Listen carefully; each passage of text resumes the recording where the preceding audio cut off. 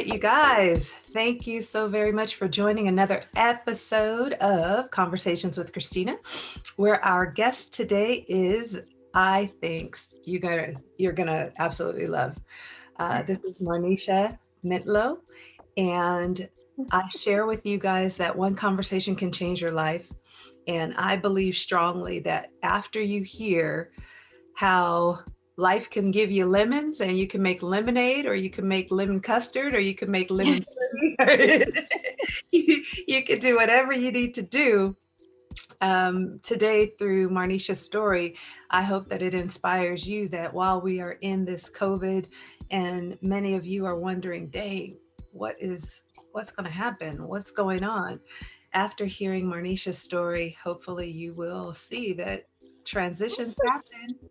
And you guys, I mean, there's certain things that I say in my book about just going with the flow. And if there are no bricks, sometimes there are brickless paths that we have to follow because the bricks will just show up. So I would like you to meet Miss Marnisha Minto. Marnisha, welcome. Hello, Christina. Oh yeah, my fairy voice. Sorry, that's my fairy voice. I am so glad to be here. So glad to be able to share and hopefully encourage, inspire, Yeah, help path. Let me help you through. exactly. That's what we want. And we're going to be talking to you a little bit about service as well, because Marnisha and I are both members of the illustrious NCNW. And it's so interesting, Marnisha, I didn't know this, but my grandmother was also a member and was also a president in the great state of Mississippi of a chapter of NCNW. All right. So I have some photographs with her, all decked out, leading the cause of. And for those of you that don't know, NCNW is the National Council of Negro Women. And please do not get it twisted. Don't think that it's because that word Negro is in there that's a that's some kind of throwback. You saw what happened in this election, that people coming together, groups, service organizations, and whatnot, moved an agenda to make sure that equality and equity, which are two different things, equality and equity, showed up at the polls, and we voted our interests, where most times we vote against our interests. But that's a story for another time that I will not share here. To speaking with Marnisha, who happens to be the president of the NCNW chapter. And I hope that not only serves as inspiration to some of you that are with me, that join me, that are younger and trying to figure out what, where, when, and why, and how, but you can just hear a little bit from Marnisha on how service, how grace, how the hand of God, and you guys know, I do not always promote my faith, but I am a faith water walker, Jesus talker, all of it. Yes, I love it. Marnisha is going to prove to you that grace will always grace abounds. Yeah, grace abounds. Yes, yes, yes. So Marnisha, please share with us. Share with us. Share with us. Go for it. However you want to present it. The grace abounds. I don't know why I said that, but I feel that in my spirit. So I think that I want to start just kind of like in the middle of my life. Well, it wasn't the middle if you think about how old I am. Well, the middle, but I guess you could say it's just like it was probably before my rock bottom, but whatever. There was a time where I was technically homeless. But during this time, I did not lose my faith. My faith did not waver. It was, whatever I got to go through, it's to make me better, to bring me closer. I'll get through it. It's okay. I'll be all right. Like, I didn't call and tell people I'm hopeless. Please help me. Like, I was just like, people call, how you doing? I'm great. Thanks for asking. How are you? How's things going? Is everything all right over there? You need it? Knowing I needed some Jesus in my life. I needed that extra special blessing, but I was more concerned about everyone else. But during that time, I had stayed at a friend's house for a couple days, as I did, friend's house here, friend's house there. And something that I do, and I've done this for years, we all scroll through our phone on Facebook, Instagram, whatever social media platform you do. You scroll through, you see people's stories, they share what they feel comfortable sharing. Everybody's comfort level is different. But there was a young lady I went to high school with. We graduated high school together. We were not best friends in high school. We were not, I wouldn't even say we were close friends. We knew who each other were because we were part of the shorter people. Like, there was like a few of us who were all like height challenge. Right? We were like 5'2" and under. And we all knew who we were. But it wasn't like, hey girl. It was just like, what's good? How you doing? You know, it was just that connection. She had a I can't remember if she started it or her cousin started it, but there was a group that was started that said Deontay needs a kidney. So Deontay is her husband. So I've seen these all the time. Such and such needs a kidney. Somebody has cancer, bone marrow transplants. All these things come up, and somebody's sick. And I just I do my prayer. Lord bless everyone. Let touch, heal, deliver. When I pray, I touch everyone in my phone that has come across my screen. Right? Because I know I'm not that I'm old, like my memory is just short. So I will forget somebody. So just bless everybody, right? I don't want to forget nobody. Lord, touch, heal, and deliver them all. Yes.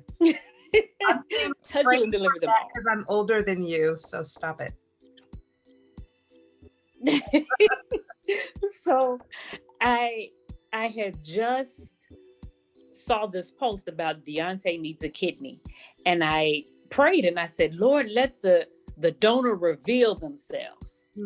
And I heard give life, and I said, I had a baby. You can't be talking to me. I had a baby. I don't know what you're talking about. Ha ha. Moving on. So there was another post she made. She said, check and see if you are eligible. Call this number to check and see if you're eligible to be the donor. So said it again. Lord, let the donor reveal themselves. And the Lord says, give life. And I said, okay. I'm gonna be a good Christian. I'm gonna do what the Lord says. So I called the number. Right? Because I'm thinking he just tested my faith. I'm gonna follow the rules, and then it's not gonna work, and we gonna move on. But I still do it what God said. So I called, and the lady asked the questions: how tall are you? Do you smoke? How much do you weigh? Blah blah blah blah. I'm just going along. And she says, what's your blood type? And I'm like, A positive. And she's like, oh, that's perfect. You're the same blood type. I said, hold on, wait a minute. Let me go check the dog tag in my car. That might not be right. I don't remember. Don't wait. Hold on. And I did. I went to my car because I had a dog tag in my car from my time in the military. And it said A positive. And I was like, yeah, that's right. Okay. What's next? So she says, we're going to send you some stuff to go get your blood drawn. So I say, okay. So this was like in April. And I didn't hear nothing. So I was like, oh, they must have found somebody else. They forgot about me. Okay, it's whatever. I did my part. God is good. They called me back in like September, October. Miss Mintlow, we haven't forgot about you. We need to verify your address. And I was like, okay. So they sent me the package, and I did the blood draw. It was like 7 tubes. So I have small veins, and yeah, 7 Yeah. tubes. This feels like a lot coming from my small vase. It just like seems like it takes forever. So I did it. And then I posted in the group, I said, I gave the blood. Let's see what happens. And everyone's like, oh, you're an angel. And I was like, nothing has been confirmed yet. It's okay. Let's relax and breathe. You know, they still may say no. I'm just want to let you guys know I've done my part. After that, I would love to say it was smooth sailing, but there was a couple bumps. Like they had said something. My one kidney was too big. It was too, like, there's supposed to be a certain ratio of larger than the other, and one of mine was a little bit too big. So I had to go back and do extra tests for that. But other than that, it was a smooth transition.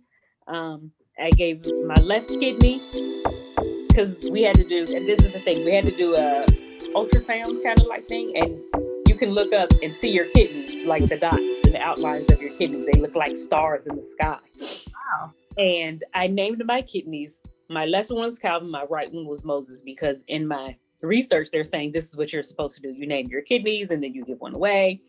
Why am I naming it? But I named my kidneys Calvin and Moses. Calvin was my uncle who passed away in April of 2007. We were very close. That's like my favorite uncle. You know, encouraged me all the way, was at everything I did. 2007, he passed. So that was my left kidney. On my right kidney was Moses. Moses was my granddad. Same thing, encouraged me in music, had me taking piano lessons and everything. So Calvin and Moses were my kidneys. And my left kidney went to Deontay.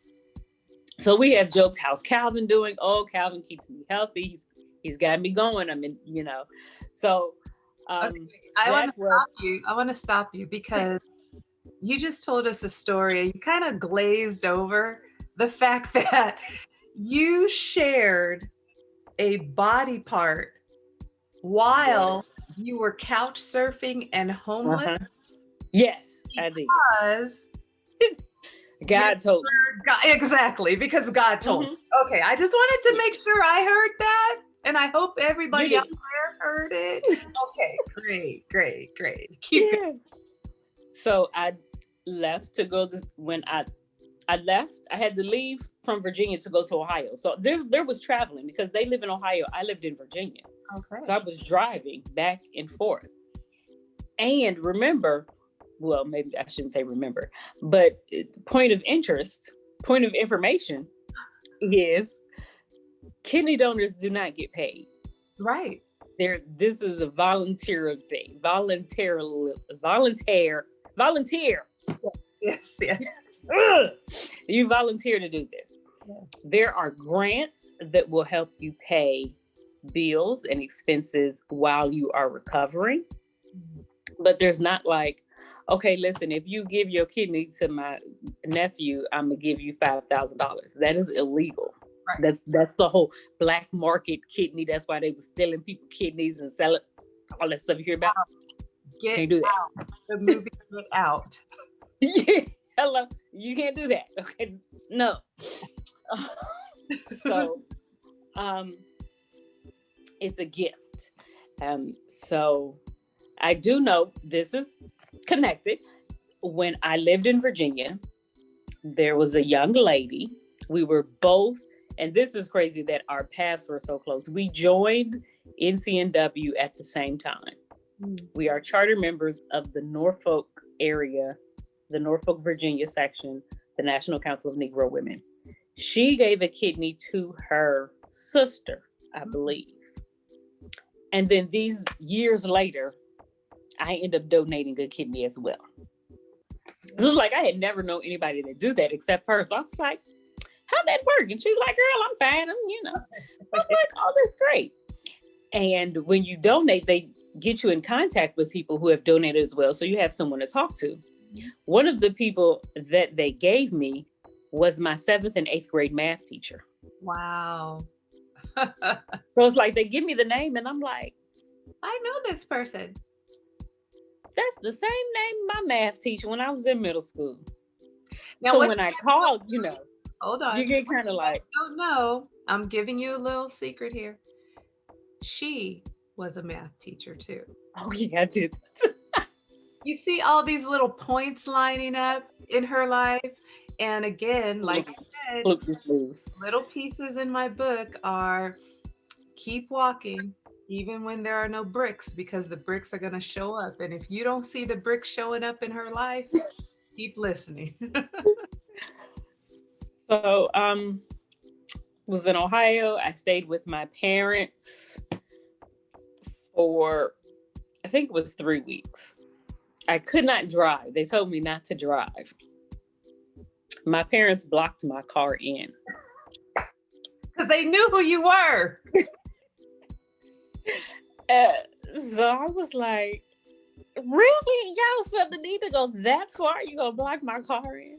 Yeah. They blocked my car in. I mean, it was fine. They took care of me. My dad retired, and he's just like, "Oh, you're good. You need anything? Let me know."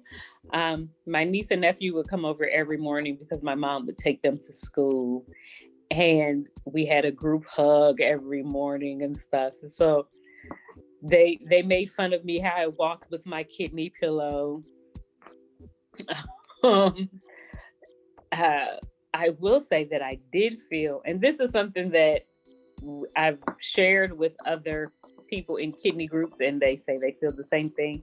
So I would sleep, but it's still kind of hard because you got incisions and stuff. But it's like I could feel my organs moving to like take up The space. the space. Mhm. So like if you're sitting in the back seat of the car with 3 people and y'all sitting like this the whole way, and then somebody get out, y'all just naturally be like, oh, I got all. Felt like that's what my organs did. Like, ooh, look, it's room over here. We can. And that was like the weirdest thing. Like, I feel like my stuff on the inside is moving. Other people felt it too, so it made me feel better. Like, okay, so I'm not crazy. Yeah. It feels like that. And then after the 3 weeks, I drove back to Virginia and stayed at a friend's house because I had no home still. Mm. And in the summer, I moved to California. Okay. That's a lot. But I think that in that you're giving, and it's really interesting because NCNW is a service organization, and NCNW is an organization that obviously welcomes women from all walks of life, Black Absolutely. women. And one of the things that we don't always have the opportunity to do is get to know each other on levels Mm-hmm. like this, because we are shoulder to shoulder working on the cause. And to take a Right. to speak to someone and find out what their journey has been, it just like what we're doing right now is so mind blowing. So I want you guys to know the way that this came about was I was on the phone with Marnisha and we were just having a conversation and she started talking to me. What you don't know is Marnisha is a Marine. She is a retired Marine. That beautiful woman there was crawling on her belly somewhere. Oh, Lord. I mean, who does that? But that is the quilt. Us. That's the quilt. That's the Yeah. quilt. That's the patchwork that makes NCNW. That makes, I have on my royal blue and gold because I am a Sigma Gamma Rho. But that's what makes service Mm-hmm. so paramount. And the quality of service is in how we all come together from different walks of life. For you to say that you were a charter member with someone else who is also a kidney donor is mind blowing. It's just, how did that happen? What? Now, one of the other things that I wanted to make sure that we spoke about were transitions and pivots in your Mm-hmm. life and how you got to here. I mean, not only are you the president of our local Bethune chapter of NCNW, but you are a educator and Hmm. kidney transplant survivor or donor, I mean, Yeah. Hmm. there are so many titles. I wrote a poem about what's in a name. Hello, mom, wife, grandmother. We got so many things that Yeah. make up who you are. So please share a little of that with us too. Oh, Um, you look but tired already. I'm like, whoo. So I did serve 4 years in the Marine Corps. So I'm not technically retired, but um, injuries that I sustained in the during my time have allowed me to receive benefits Mm, forever. mm. Um, You like so benefits? I'm yes, benefits. I am on a level of, depending on who you talk to, it's considered retired, but it's whatever.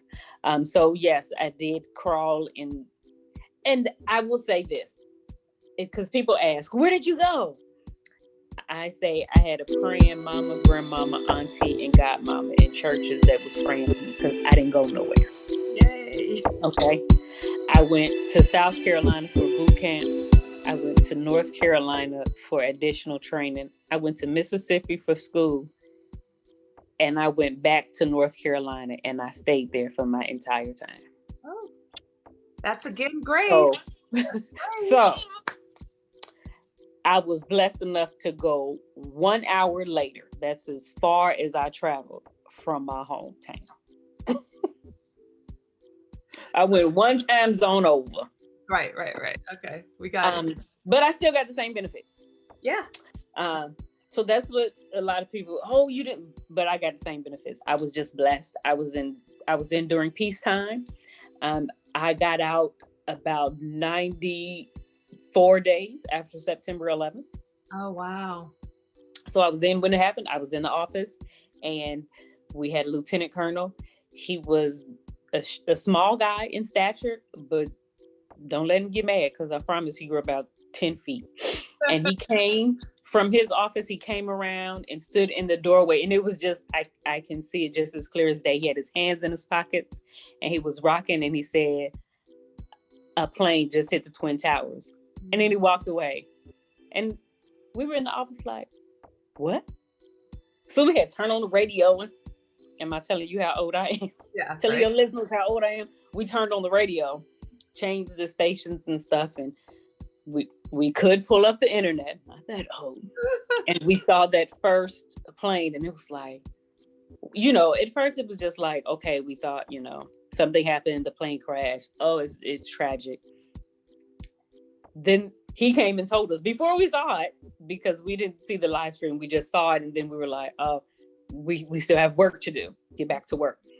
And then he came and he said, "Another plane." And that's when it was like, what we about to do? And it was super serious for me because I opened the office that day. Hmm. So that means I got to see, or I had to pull the confidential and the secret reports, because we kept track of all the airplanes, Marine Corps aircraft on the East Coast.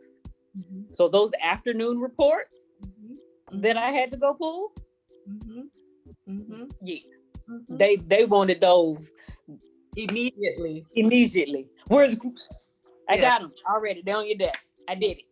Yes, yes, yes. We In my line so of work, we called that the manifest because I worked for a Department of Treasury. So I know I worked for Customs at that time. And yeah, we, oh, yeah, we had high alerts for all of those folks moving and traveling through, and mm-hmm. exactly what you're talking about. But Marnisha, one of the other things that I want to make sure that we touch on is again pivots and transitions, because Marnisha has shared with you about donating her kidney. She Mm-hmm. shared with you about serving in the military, and she shared with you about being homeless. And those are three major transitions and pivots. But I really want to make sure that everyone understands that no matter what has happened to you, you can still make it through, because Marnisha had a full ride scholarship before she got into the military. I And had a full ride. full ride, full ride. That's money that your parents don't have to spend. And Marnisha, why don't you tell them what you did? Oh, I decided that I think it was a combination of I'm free, kind of, but I didn't quite really go to my classes and pay attention enough to grasp all the information. And I like to spend the night at my home girl's room. And That. then the grades was somewhere swirling in the toilet. And That they said, we can't give you no more money. that part. But Ever. again, that didn't stop her, because No. she went to the military Mm-hmm. with 2 children and a husband in tow. Graduated in 3 years with Yeah. BA, right? I'm sorry. With the, yes, Yeah, with- my bachelor's. yeah. And so anybody out there who thinks that because one setback is a fallback is the end, she's No. going to tell you that ain't how it works. No, Sometimes the you road, get up. yeah, you got to get up, right? And sometimes the goal is so strong that whether or not it takes us around the corner or up the street, up the hill, down, we still All of that. the goal is there. And one Yeah. of the things that you had shared with me before was you had a lot of support. I did. My parents were there. My brother, my aunt and uncle, was my mother's only sister. They were the only 2 girls, and her husband. Extremely supportive. Always there for, like, if I called them and said I'm having something, can you come? They're like, oh, sure, we'll be there. Very rarely was it, they had to work, but we understand people have to work. But it seems like, thinking back, it was like there weren't a lot of times where they were like, can't make it, I gotta work. Right. They came from Ohio to Virginia for my graduation. It was like a no-brainer that they were going to be there. They're like, just tell us what the day is. We're going to be there for that. Mm-hmm. Isn't that funny? Because now, I mean, not in pandemic, but just in general, you can't seem to get people to come up the street. Right. You have folks crossing state lines. So that's very interesting. But would you say that it was that support and it was your faith that made these transitions that much smoother? It was the support. It was the faith. It was just a personal Drive. intrinsic drive, the intrinsic reward of it all. I knew there was things that I wanted to do, and I knew that I needed to get this to do that. Mm-hmm. So it was like, I'm going to get it. That's it. It may take me longer, but that's fine. I'm gonna get this done. Not wanting to let my family down, because if I tell you I go to the military because, which is what I did, I'm going to the military so I can get money for school, but then I never go to school.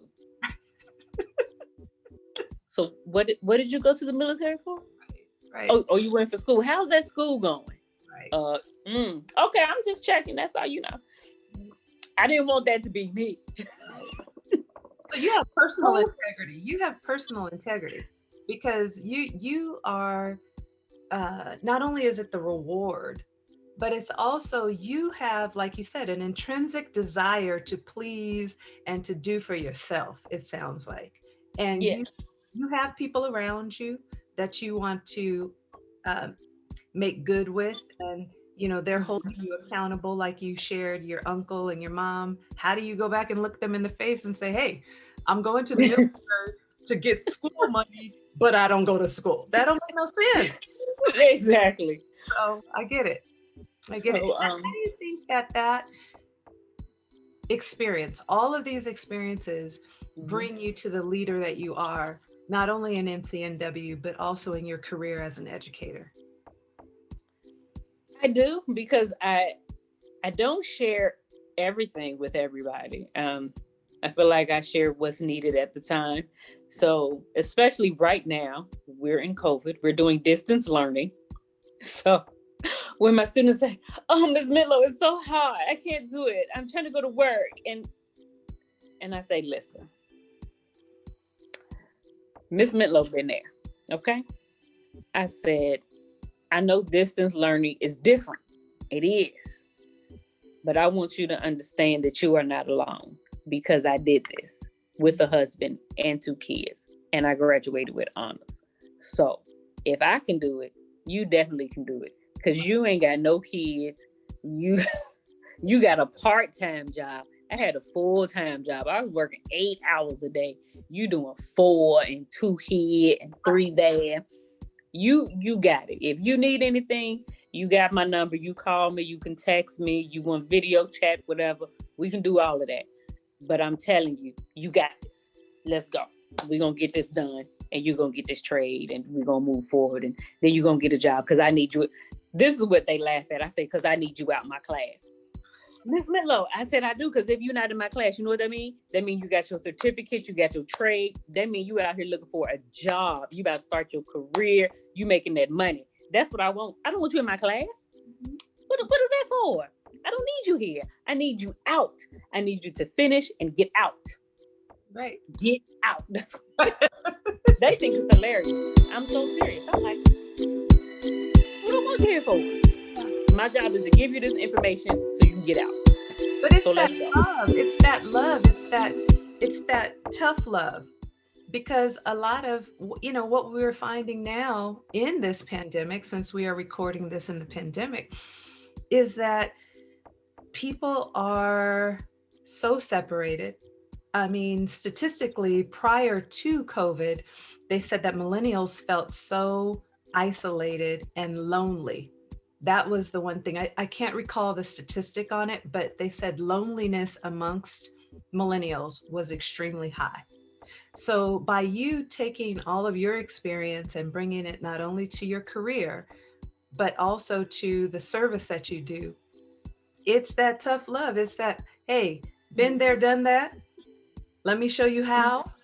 And it's just a blessing that you want to show instead of just, hey, I got mine. I pulled myself up by my boot. Now you got to do it too. You actually, there's a quote by John C. Maxwell that a friend of mine keeps on his tagline, and it says, "A leader knows the way, shows the way, and goes the way."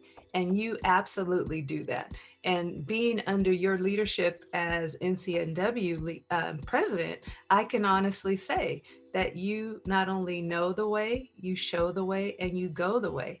And I can hear by what you just said with your students, get up out of here. You got to Go. get out of here. You're doing the same thing because you're bringing your whole self, all your bumps, all your bruises, your kidney scar, all of it. You're bringing all of it to the party. And you're saying, how can I help you? And I appreciate that. And I really applaud you for that. And I just wanted to make sure that we did something to show others, particularly those coming behind us that are younger, Mhm. are in the, I mean, COVID is about to show who is who. It's really going to reveal who is who. Okay? It already has. I But, think but it's not over. It's not it's not. over. And It's about it's if we say that we are about this or that, and we are out here not doing nothing, it's about to all come out. And this is what I've said this a long time ago when we started. I'm pointing when we started COVID, and they gave people $1,200, and I was like, oh, that's because they think it's only gonna last a little while. right, When it go longer, people still gonna be hurt. They did $600, right, an extra $600 on top of your unemployment. I was like, ooh, that's a good deal. But then what happened was people were not being, they were not making good financial decisions. Right. Because they knew they knew that their lights weren't going to get cut off. They knew that they weren't going to get put out. So instead of saying, okay, I don't know how long this is going to last, let me pay up on my rent. Let me pay up on my light bill. They was going out and doing Vacation. I didn't even see nobody taking vacation. Television. They doing, I call, I don't know what to call it, but they go out and they want to buy Jordans and Michael Kors ads. Mm-hmm. And I'm like, that this COVID ain't gonna last forever. And they gonna end that moratorium. Yeah. And everybody, all y'all gonna be out back. It was COVID. They gave you money. So maybe because I know somebody is in this situation. I know it. And I know them. And I was like, they done had a lot of money. Like thousands of dollars. Boom. And I said, see, what's going to happen is the moratorium going to end. And they going to be nice at first. They going to say, okay, we understand COVID. They stopped the unemployment extra and all that. People still weren't working. So let's just be gracious. God just lift the COVID on December 31st. COVID just go away and ain't nobody got it no more. Everybody can go back to work and life was like 2019 and 2020 never happened, right? Boom. They're going to say, okay, this is what we're going to do. You owe us 6 months of rent because you ain't paid because of COVID. 6 months. Your rent is $1,000 every month. So that's $6,000. You still in that place. So you still got to pay your $1,000 from January moving forward. Now you got $6,000 that you still got to pay from them last 6 months. If you lucky, they'll give you a year to pay, which means now you're going to have to pay $1,500 every month so you can catch up for the next year. Mm-hmm. But most of the time, they ain't giving you no year. Mm-hmm. They going to give you 3 to 6 months to pay this rent or you're going to be out. Well, we're going to file paperwork. You are speaking my language because that's my gig, my daytime gig is a financial specialist, financial strategist. So I talk to people often about that, and particularly young people who really haven't had any struggle, whose parents pretty much save them in every form or fashion. Exactly. Mm-hmm.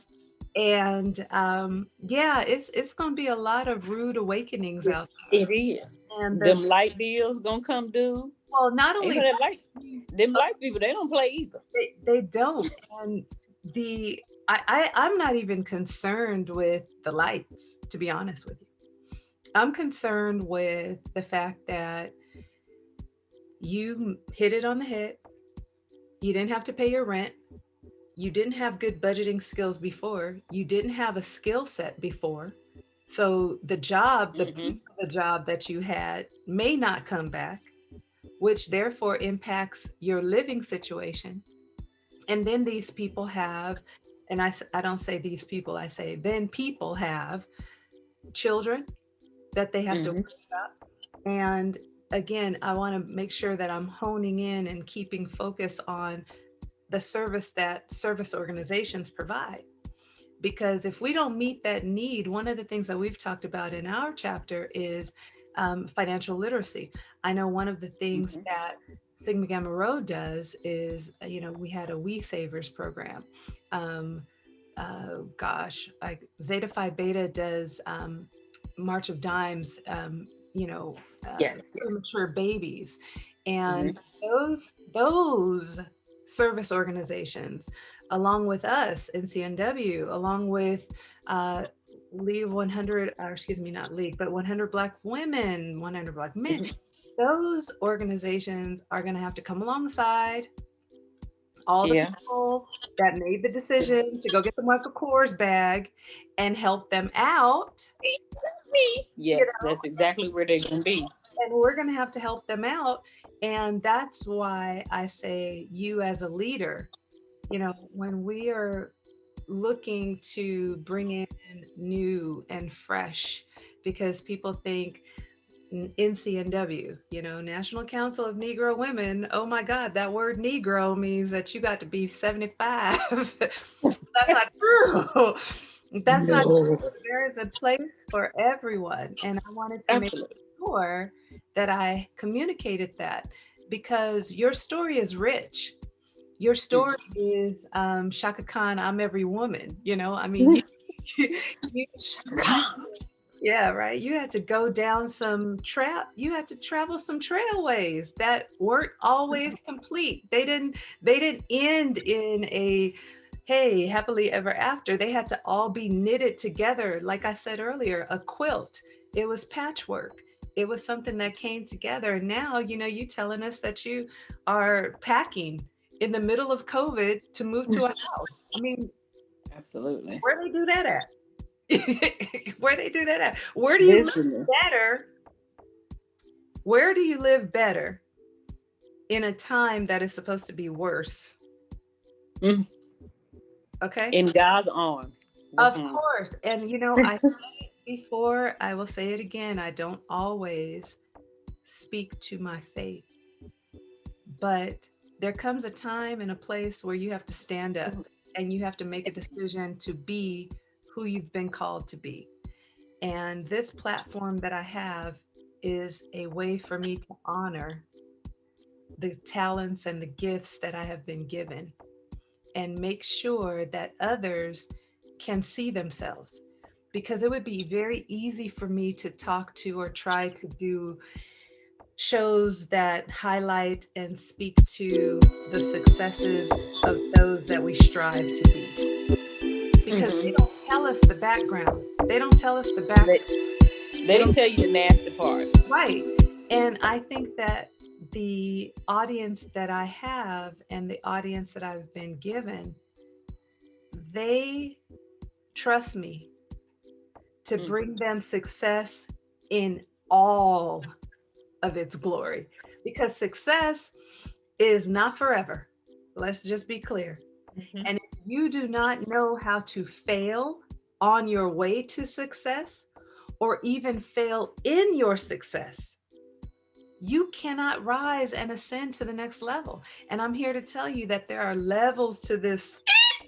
There It's are levels. levels to this. And I'm just so thankful to you, Marnisha.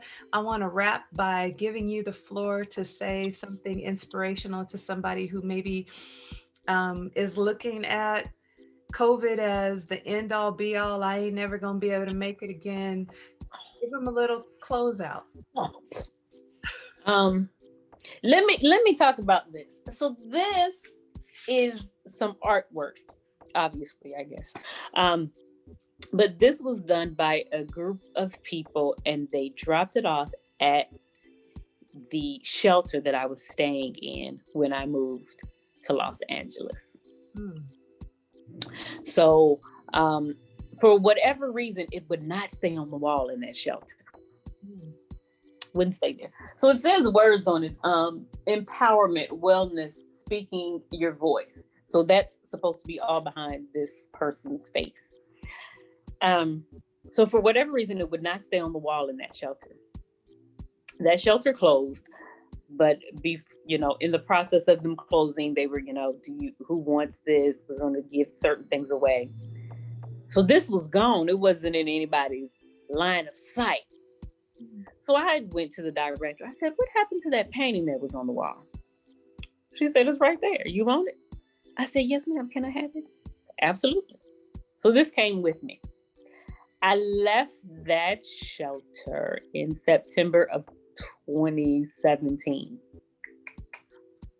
So the plan is that in December of 2020, I will be closing on my home. Like, I purchased it, not renting. I'm renting now, but we'll be closing. And this will still go with me to help remind me that, you was down before, but you have overcome and you came up. So I say all that to say, do not let any monkey, don't let no monkey stop your show. I feel like I gotta say it like that. It. I feel like that has more oomph to it than don't let no monkey stop your show. Don't let that monkey be COVID. Don't let it be. I'm a woman, so I say don't let it be no man. Because we'll let a man slow us down, honey. We'll pay for his dreams before we pay for ours. before we pay for ours. Trust me. To a point, don't let it be your children, because sometimes we done helped our children all the way. They grown and we still helping them and getting everything, and we sitting here like, oh, I always wanted to. Well, you could have if you stopped helping your child after they done got grown 35 and you still paying their rent. That part, yeah. Help your. It's okay. Don't. You still have the power and the ability to do everything that you want to do. I am.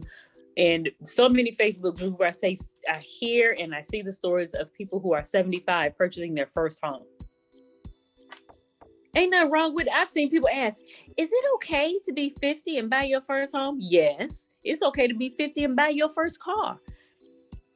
Everybody's path is different. However you get there is how you get there. The point is to get there.